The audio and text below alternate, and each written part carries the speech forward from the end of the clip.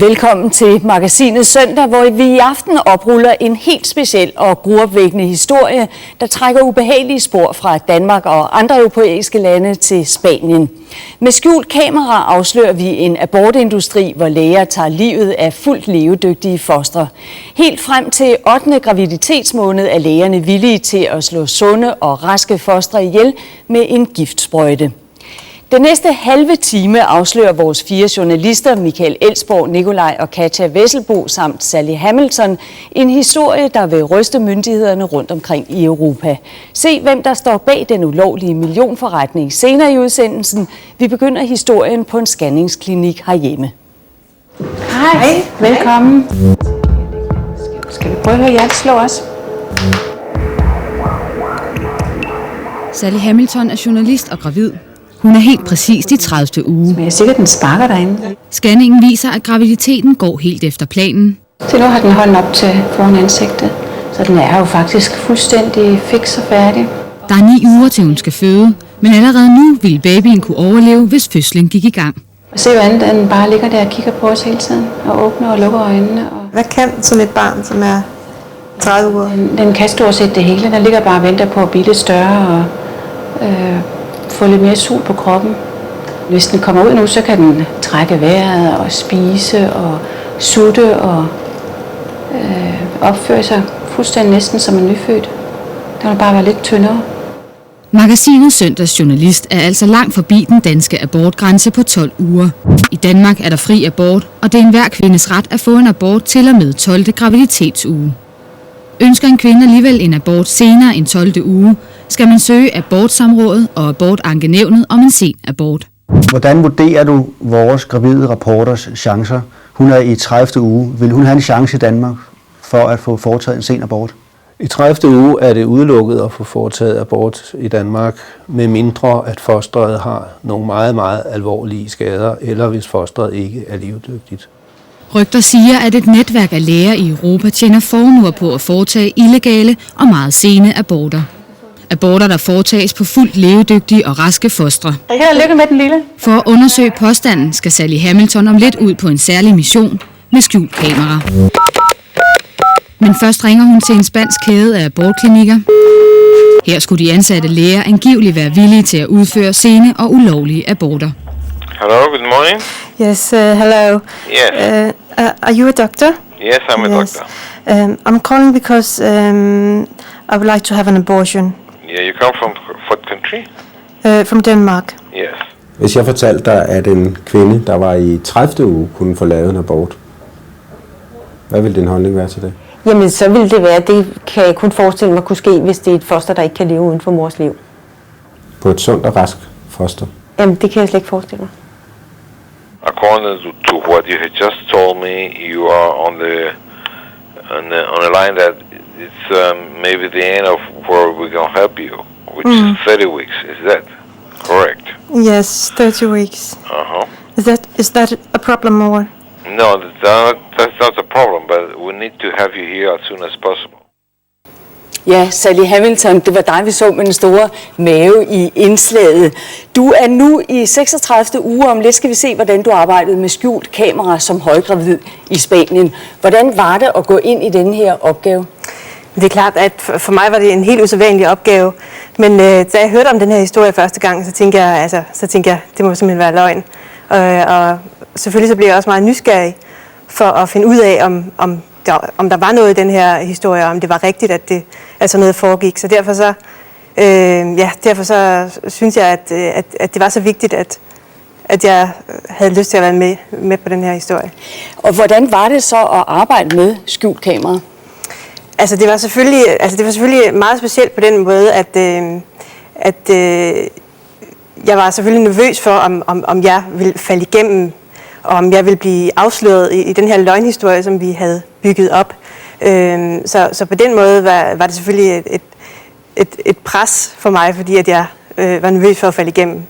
Men omvendt så var det også nødvendigt for at kunne dokumentere den her historie og bruge skjult kamera for simpelthen at kunne bevise, at det er rigtigt, at det her finder sted. Tak. Ja, tak for det. Alle spor peger altså mod Spanien. Vi spoler lige tiden en måned tilbage. På det tidspunkt er Sally altså gravid i 8. måned. Hun tager ned til den klinik, hvor lægerne åbenbart er villige til at foretage meget sene aborter.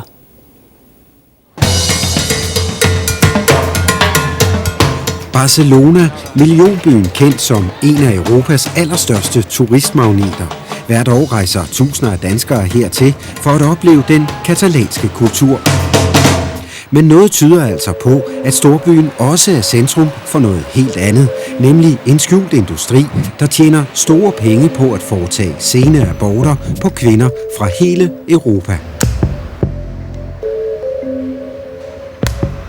Vores gravide rapporter gør sig nu klar til at besøge en stor abortklinik i Barcelona. Vi sender også en anden DR-journalist. Han udgiver sig for at være en nær ven, der skal støtte i den svære situation. ¿Se te carga de identidad o pasaporte? ¿En francés o inglés? English. På klinikken tager personalet imod. Man kan blive betjent på flere sprog, spansk, engelsk eller fransk. Og i venteværelset ses der også gravide fra flere forskellige lande. You come from Denmark? Yes. Okay, I'm coming from Please sit I talked to you on the phone. That's great. Please sit down.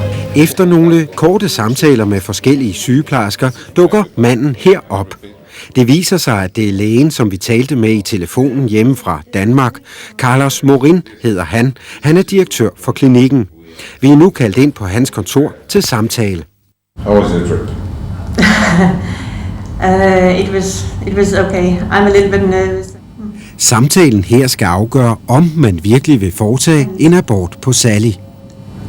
It's not a problem that I'm so far. How many weeks do you think I am? 30? 31.3, I think. Okay. And that's not a problem. Well, this is something to take care of. That's not a problem. So it's absolutely safe. For you? Yes, for me. I promise. Den spanske læge siger altså, at alt er sikkert, selvom hun ifølge ham er mere end 31 uger henne. Så nu fortsætter Sally en opdigtet historie om, at hun ikke længere er sammen med barnets far. Det er derfor, hun vil have aborten, siger hun. How is it done? Well, it's like a delivery, but inducted, which means we will have something similar like a normal delivery, but this will be normal. This will be artificially done by some pills. Da aborten er så sent som den er det altså nærmest en fødsel, der sættes i gang. Men, forklarer lægen grundigt, fosteret eller barnet er dødt, inden det kommer ud. In this way, what we do is, firstly, we stop the heartbeating of the fetus. Inside. Yes, immediately. Her er en af Danmarks førende eksperter i aborter. Hun har tidligere været udsat for trusler, fordi nogen herhjemme synes, hun er for liberal i abortdebatten. Nu viser vi hende de skjulte optagelser. This is something to take care of. That's not a problem. I forhold til moralen, hvad er din kommentar til det, du sagde? Jamen, de slår små børn ihjel. Her drejer det sig om et helt rask barn på 31 uger og 3 dage, som jo ikke vil have nogen som helst problemer, hvis det blev født. Og så provokerer man, altså slår man det først ihjel, og så provokerer man det ud. Og det synes jeg er at myrde det. And you're sure that when the baby is born, it's dead? Sure. It's dead. 300%. We put inside of the heart a toxic that only works on the hand, on the heart of the fetus, not on the mother. It goes immediately. Yes. Which toxic? Digoxin. It's like having an infarct. You know what's it? When the heart stops. A heart attack. Heart attack. It's like having a heart attack. Okay. By overdoses of a thing that works only there. Jeg synes, det er hamrende forkert. Hvorfor? Jamen, fordi de slår jo små børn ihjel. Han fortæller, at de putter digoxin ind i deres hjerte, så det holder op med at slå. Og så sætter de så det, jeg vil kalde fødslen i gang, og så kommer der et dødt barn ud. hvor der skulle være kommet et levende barn ud. Hvor ser du fin ud. Drengen her er bogstaveligt talt et levende eksempel på dilemmaet. Lille Konrad på nu 1600 gram blev født, da hans mor var blot 28 uger henne i sin graviditet. Med hjælp fra læger og udstyr på Glostrup sygehus har han det fint i dag. Det er jo en omvæltning, og der er også mange tudeture, og der er også mange små smil. Altså, jo mere kontakt man har med ham, jo mere smelter man efterhånden. Konrad skal blive her på sygehuset nogen tid endnu, fordi han altså blev født allerede i 28. uge. Samtidig langt fra Glostrup er vi tilbage på klinikken i Barcelona. Her er vores reporter jo 3 uger længere henne end Konrads mor, da hun fødte. This is a group of clinic. We are taking care of all the very advanced cases from England, Deutschland, Germany, and Denmark. Yes. And of course the Spanish ones. Den spanske Dr. Carlos forklarer, at kvinder kommer rejsende hertil langvejs fra for at få foretaget ekstremt sene aborter. Her har lægen forklaret, at hans klinik er et af de eneste steder i verden, der udfører den slags indgreb. Why? Because it's risky. You need to have good professionals around. You have to have total equipment to do whatever is necessary for that. People don't like to do the work. Conscious, religious, you can put all of the same in the packet. And the end is, hola, hombre de Colombia. He's from Colombia. Okay, hi, Michael. Yeah. This is the world. Manden her er også læge i Spanien. Udover det er han præsident for verdenssammenslutningen af katolske læger og altså generelt imod aborter. España es un país turístico por excelencia y por desgracia también hay turismo del aborto porque aquí no hay control. Der er nogen, der kalder det her abortturisme. Kan du forstå det ord? Ja, det kan jeg godt forstå. Og det synes jeg er et meget ubehageligt begreb. And the patients like Sally, are they from all countries? Yeah, sure. Like well, what? even from Australia, Okay. which is far away from here. Desde hace unos 10 años miles de europeas han venido a Barcelona en concreto a abortar y probablemente muchos cientos sean abortos ilegales. På abortklinikken fortsætter samtalen. Om lidt skal lægen endeligt afgøre, om han siger ja til at udføre en abort på det levedygtige barn, hun har i maven. The father to the child, I don't see him anymore, and I just don't relate to this child, and I just don't want it. Here you are. Here I am. Det er som sagt kvinder fra hele Europa, der tager til Barcelona for at få en sen abort. Og her på Magasinet Søndag har vi kendskab til flere danskere, der har benyttet klinikken. Nu skal I møde en af dem. Kvinden har ønsket at være anonym, fordi det kun er hendes nærmeste familie, der kender historien. For 2 år siden tog denne unge kvinde en alvorlig beslutning. Hun var gravid, men ønskede ikke at få barnet. Jeg var ikke klar til at hverken få barn eller noget som helst, fordi jeg boede i sommerhus på det tidspunkt. Havde ikke nogen fast adresse. Hun var 19 år og brugte p-piller og havde derfor ikke regnet med at blive gravid. Da det alligevel skete, opdagede hun det først alt for sent og langt over abortgrænsen på 12 uger. Uden hverken fast bolig eller arbejde var hun ikke i tvivl. Abort var den eneste udvej. Jeg havde hverken råd eller tid eller forstand oven i mit hoved til, at jeg skulle have et barn lige der. Hvert år søger omkring 700 om en abort senere end 12 uger, men der skal tungtvejende grunde til at få tilladelse til indgrebet. Men der er jo i loven defineret, hvem der må få tilladelse til at få en sen abort, og det er det jo dels, hvis der er noget galt med fosteret, enten så det slet ikke kan overleve uden for mors liv, eller hvis det har alvorlige handicap, så det får et meget lidelsesfuldt liv. I helt specielle tilfælde som voldtægt eller svære sociale problemer kan der gives tilladelse til en sen abort.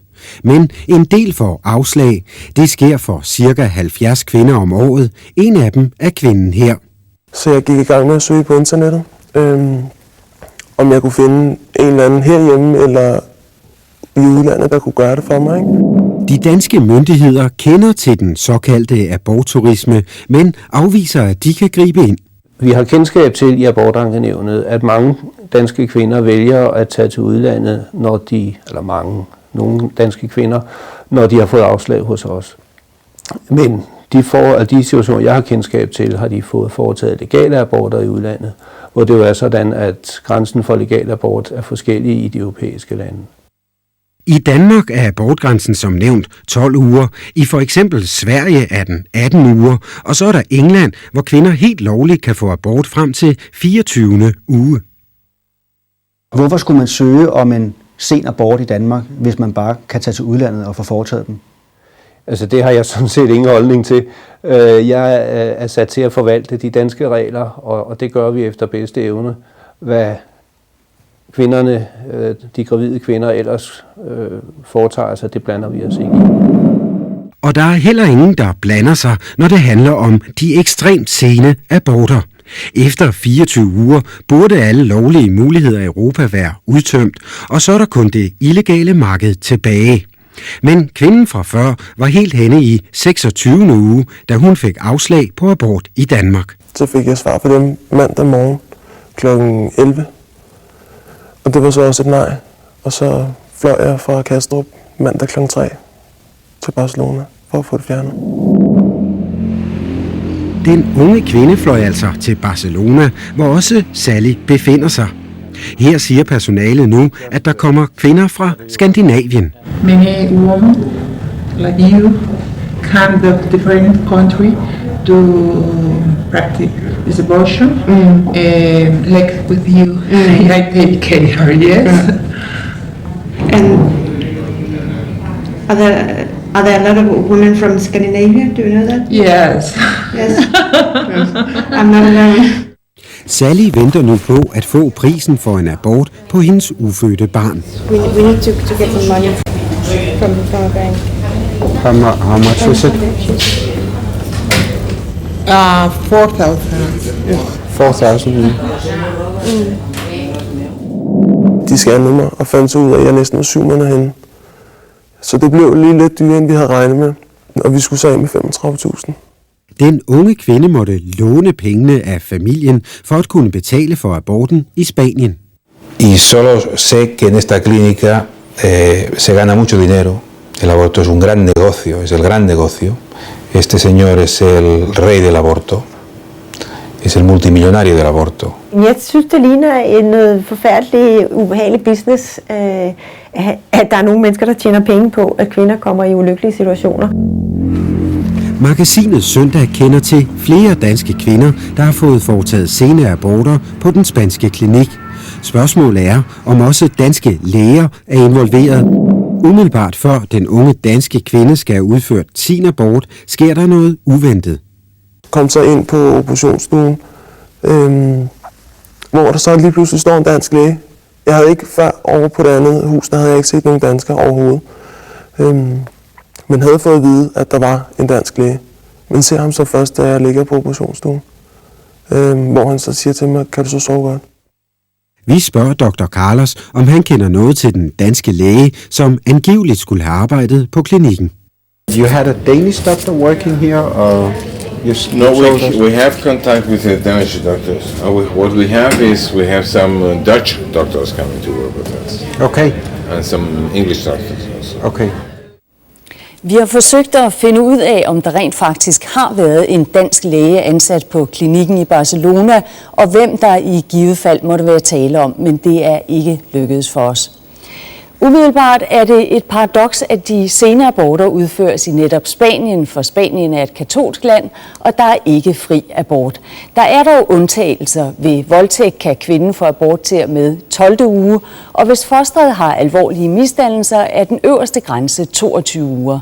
Hvordan kan det alligevel lade sig gøre for kvinder at få abort endnu senere? Det skal vi høre om her.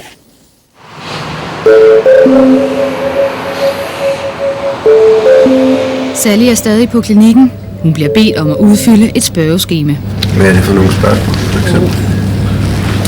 De spørger sådan ind til mit helbred. Noget overraskende handler alle spørgsmålene pludselig om hendes mentale tilstand. Did you feel? Your head was pressed, as if it was going to explode. Altså om dit hoved var ved at eksplodere? Ja.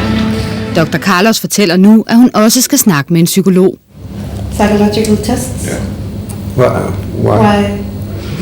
Why? Because the only way I have done this is to prove that you eventually have, and you have anxiety, depression, and this is a problem.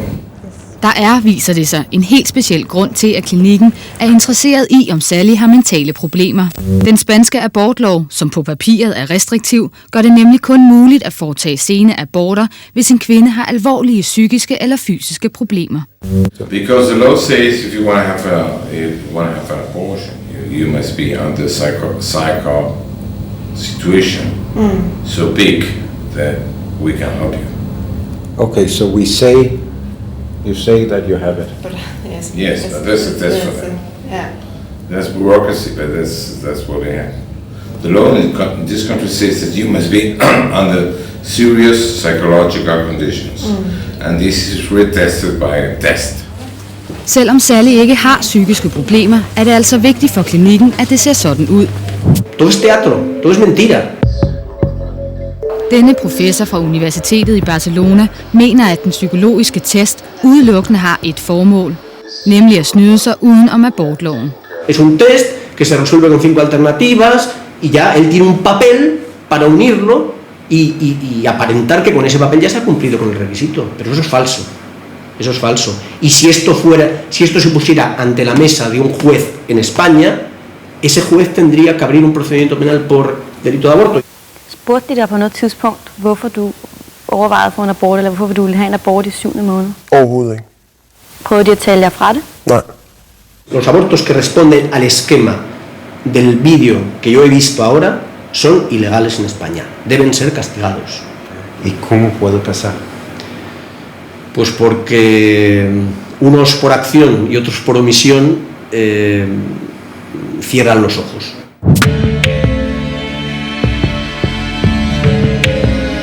Det er nu næsten 2 år siden den unge danske kvinde traf beslutningen. På klinikken fik hun at vide, at alt var lovligt.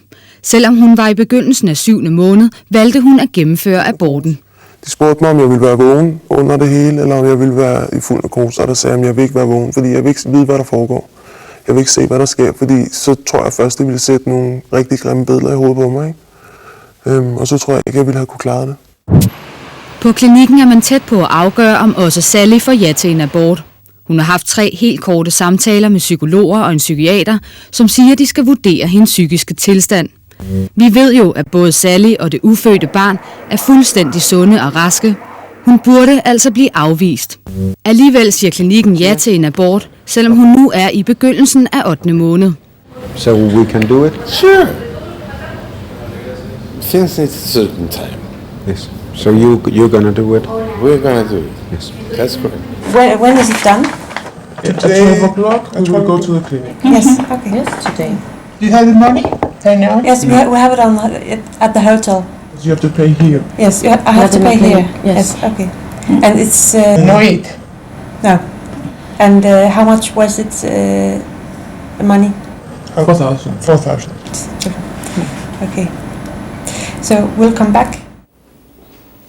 Om lidt konfronterer vi den spanske læge med vores optagelser, men først vil jeg godt lige høre dig, Lilian Bondo, formand for Jordemødrene. Hvad tænker du, når du ser det her? Jeg er fuldstændig rystet. Jeg synes, det er en forfærdelig historie. Kommer den bag på dig? Meget.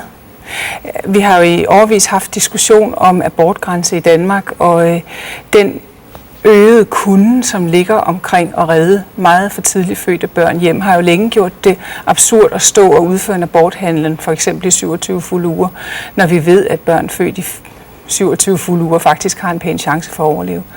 Og det har så rykket på de etiske grænser for abort her i landet. Men hvordan vil du karakterisere det, du ser? Mor. Det er simpelthen decideret mor. Det synes jeg, det er. Og det er en frygtelig, frygtelig pengemaskine, de mennesker bliver suget ind i på grund af noget nød, som ligger hos de kvinder, der drives dernede. Og vi vender tilbage til dig om et lille bitte øjeblik. Som vi hørte før, har vores højgravide reporter nu fået endelig ja til abort.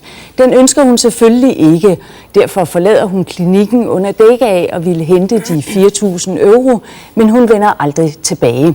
I stedet sender vi en anden journalist og 2 fotografer hen til lægen, der endnu ikke ved, at vores skjulte kamera har afsløret hans illegale millionforretning.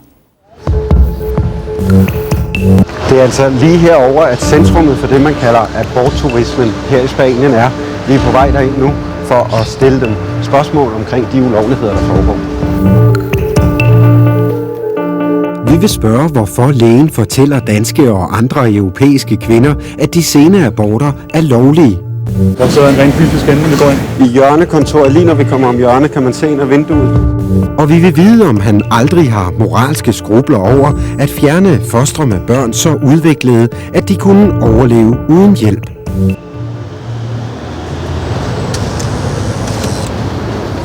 Hello, Dr. Carlos. I'm from Danish television. I have some questions for you. Dr. Carlos? Yes. I have some questions for you. You're welcome. You're making illegal abortions You're here? welcome.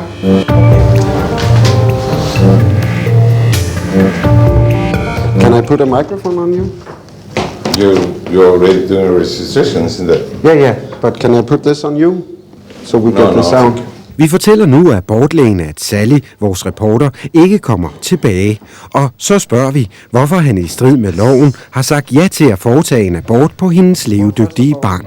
And the law in Spain says that when you have a mental disease or you're in trouble inside of that, you must go through different psychiatrists before you are attended. And that has no limits. That is why she has been twice seen by a psychiatrist, and the last information of my psychiatrist is she needs to have the third one before he is in a clinic. Lægen hævder altså nu, at klinikken overholder loven. Carlos Morín dice a nosotros, todo es legal, no hay ningún problema. ¿Cómo dices tú? Bien, yo tengo que decir que la afirmación todo es legal es falsa. Lægen siger nu også, at Sally slet ikke har fået et ja til en abort. Men lad os lige se de skjulte optagelser, og hvad det var, direktøren sagde om netop det. So we can do it? Sure. Since it's a certain time. Yes. So you're gonna do it? We're gonna do it. Yes. That's correct. Es un teatro, un fraude absoluto a la ley española, al derecho en su conjunto y a cualquier concepción, diría yo más aún, sana de lo que es el ser humano. What about the moral? The what? The moral. It's your business. It's my business. You have your own moral, and I have my own moral. But do you have moral at all? That's a question for you, not for me. I know what I have. Just a minute, I'm going to search the Senate law. That's okay? Great. Vi sidder her i interviewet med lægen, som bestyrer stedet her.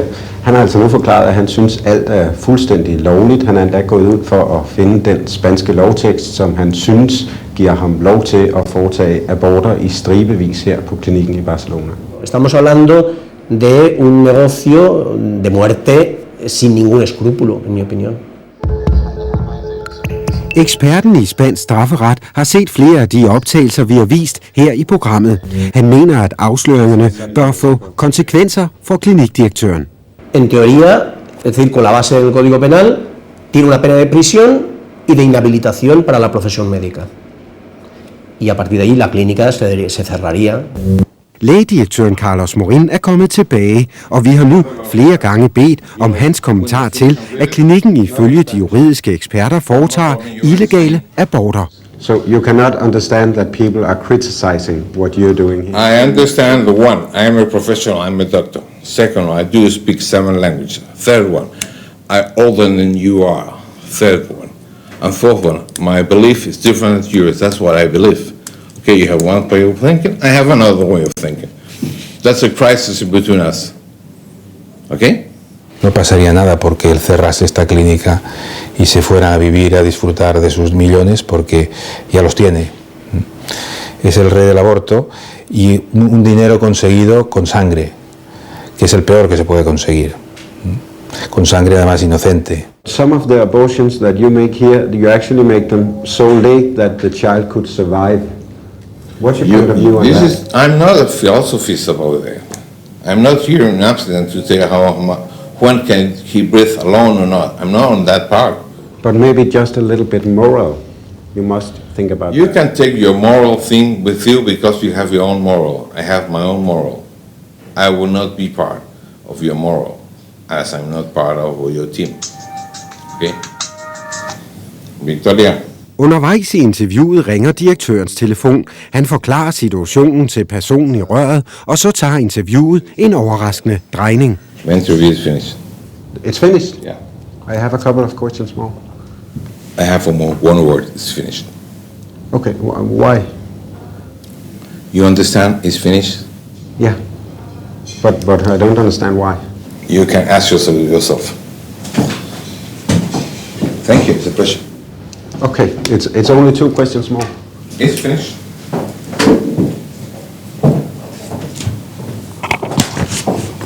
Her stopper interviewet, men om abortforretningen i Spanien nu også stoppes af et helt andet spørgsmål. Direktørens klinik har nemlig tidligere været under mistanke, men uden at myndighederne har kunnet bevise, hvad der foregik. Så indtil videre udføres de ekstremt sene aborter stadig, dag efter dag. No es legal. ¿Cómo puede pasar cada día? Muy buena pregunta. Muy buena pregunta para la que no tengo respuesta. Can I maybe call with the last questions? Would that be okay? I have to work. Okay. Even with my morality, I need to work. Yeah? Thank you, sir. Ja, Lilian Bondo. Hvad kan man gøre for at stoppe den illegale trafik, hvor man faktisk begår mord, som du sagde før? Der var engang en klog mand, der sagde til mig, at hvis ikke et system var så smidigt, så der var mulighed for misbrug, så var det for restriktivt. Og man kan sige, at man har jo i Danmark en meget smidig og åben abortlovgivning, som faktisk opfanger alvorlige sociale problemer for langt de fleste. Og det kan godt være, at der bare ikke skal være en løsning for de sidste, og at man også skal gøre, hvad man kan for at lukke den i Spanien. Men hvad mener du, når du siger, at det kan godt være, at der ikke skal være en løsning for de sidste? Jeg tror, at vi hørte jo Torben Hvid udtale sig om, at der var nogen, som fik afslag. Og det har jo til alle tider været sådan, at når man kommer meget, meget langt i graviditeten, så er der et vilkår, der hedder, at så skal det barn altså have lov til at fødes. Og det tror jeg måske, man skal lave en langt bedre opstøtning til de mennesker, som står i den situation. På mig virker det som om den kvinde, der som 19-årig har været tvunget ud på den her frygtelige rejse, hun slet ikke er blevet hørt og mødt og imødekommet med de vilkår, der skulle til for, at hun kunne gennemføre en graviditet. Men som udgangspunkt vil det kun være lægen, der straffes. Altså burde det også være strafbart for de gravide kvinder, der får foretaget en illegal abort, så sent som vi ser det her? Jeg tror da nok, at hun er blevet straffet til rigeligt. Jeg vil slet ikke forholde mig til, om det her det skal være strafbart for kvinden, for det tror jeg vil være et juridisk spørgsmål, som skal overgives til andre end mig. Men min jordemoderholdning siger mig, at kvindens valg i en meget, meget stor udstrækning skal respekteres, men der skal også være nogle etiske rammer for, hvordan hele systemet kan fungere. Og jeg kan ikke stå på en stue og være med til en abort på et barn i fulde 26 uger, når jeg ved, at jeg på den anden stue ville kunne hjælpe sådan et barn videre ind i livet. Og det er jo altså de grænser, vi har i Danmark, som Charlotte Wilken også sagde, de handler jo om, at ekstremt truede børn, der kan man gå videre med det her. Børn, der ikke er levedygtige, men ellers så har man nogle grænser, som fungerer i det store hele ganske udmærket. Tak skal du have. Tak. I de kommende dage har vi meget mere om abortskandalen. Se, hvordan sagen udvikler sig her og i Spanien i TV-avisen i morgen aften. Lige nu skal vi høre, hvordan vejret kommer til at se ud.